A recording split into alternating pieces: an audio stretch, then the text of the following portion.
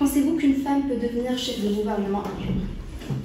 J'ai le plaisir de vous annoncer que parmi vous, il y a une femme qui a cette aspiration de devenir chef de gouvernement du Maroc, et je la soutiens dès maintenant. Elle se reconnaîtra, je ne vais pas dire son nom, mais elle s'est reconnue.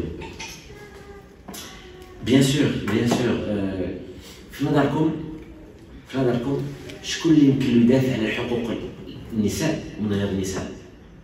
الرجال ما مهتمينش بحقوق النساء.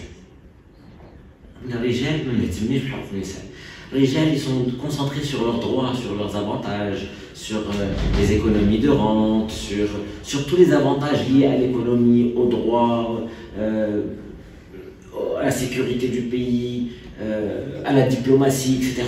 Par contre, nous sommes compte 50% de femmes. Et ces femmes-là représentent leur taux d'activité de l'économie marocaine est seulement de l'ordre de 20%. Ça veut dire que vous avez, sur 100 personnes qui travaillent au Maroc, sur 100 femmes en âge de travailler, entre 18 et 60 ans, sur 100 femmes, il n'y a que 20% qui travaillent. Ça veut dire que ne travaillent pas. Donc leur contribution à l'économie est beaucoup plus faible. Pourquoi?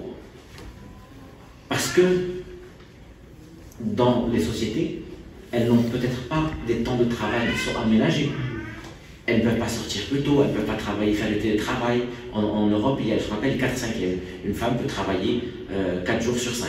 Il n'y a pas les congés pour prise en charge des personnes vulnérables.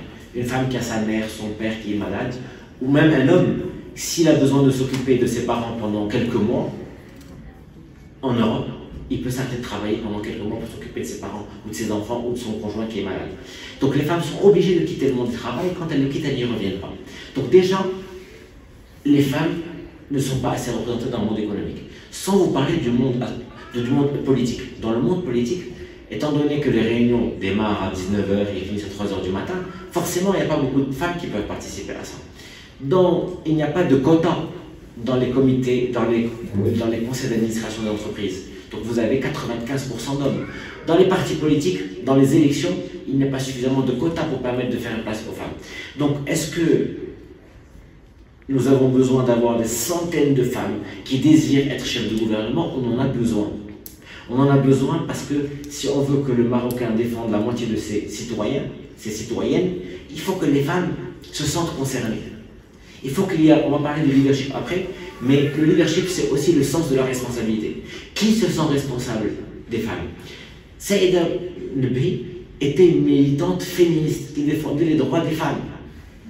Et donc aujourd'hui, sans des féministes, des gens qui défendent les droits des femmes en tant que citoyens, qui a autant de pouvoir d'agir dans la société que les hommes, eh bien on n'avancera pas. Donc définitivement, nous avons besoin de femmes qui aient cette ambition.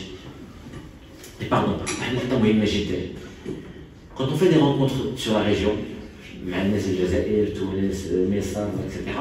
les Marocaines, les femmes marocaines disent, j'avais rencontré une Zahra Sqali qui était l'ancienne ministre marocaine de la femme et de la solidarité, قالت لي في الزنقه توقفوني رجال في الزنقه après qu'elle soit ministre tu vois madame Nouza Sqali الله يعطيك الصحه داك الشيء دير حنا معاك حنا on veut faire la place aux femmes.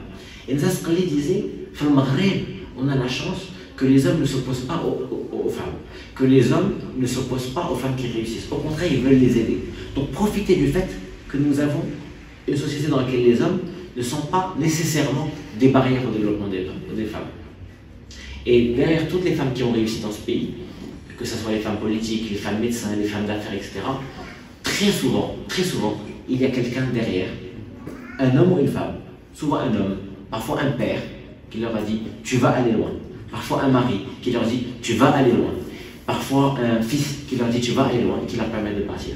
Donc définitivement, je pense que comme il y a de l'autocensure chez la société marocaine pour les libertés individuelles, pour les libertés de la presse, il y a une autocensure chez les femmes qui ne veulent pas aller au-delà de ce qu'elles pourraient faire. Là, ce qu'on appelle le plafond de verre est souvent plus haut que ce que les femmes imaginent.